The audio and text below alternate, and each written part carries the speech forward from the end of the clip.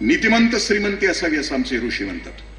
म्हणजे घरात येणारा पैसा कसा असावा? तृप्त असावा, कुणाच्या मुंड्यावर गळून येणारा नसावा, कुणाच्या पापाचा नसावा, भ्रष्टाचाराचा नसावा, नीतिमंत श्रीमंती असावी. गंमत अशी आहे की पापाच्या पैशामध्ये लोक सुखाची अपेक्षा करतात आणि पापाच्या पैशामध्ये घर बांधतात आणि वास्तुशास्त्राच्या आधारे बांधतात.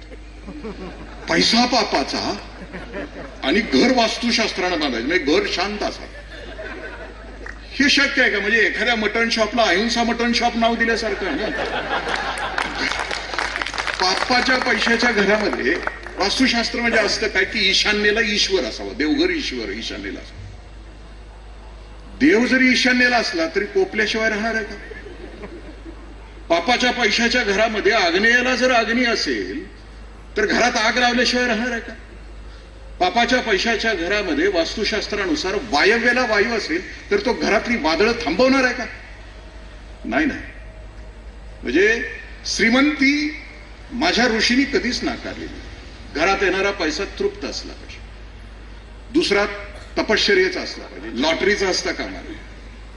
तृप्ताम तर्पयंतीम ज्वलंत असं म्हटलं. आणि ज्वलंत झरा असला पाहिजे, कष्टाचा असला पाहिजे. कारण लक्ष्मी घरात आली तर घरामध्ये समाधान आणि सुख देते. पापाच्या पैशाला ऋषी असं म्हणतात की ती अवदस आहे. ती आमच्या घरामध्ये आले, दिसेल श्रीमंती तथाकथित चंपोगिरी दिसेल पण उद्ध्वस्त झालेली असेल. सिंहासनं असतील पण ती वाळवीनं खाल्लेली असतील असं ऋषी म्हणतात.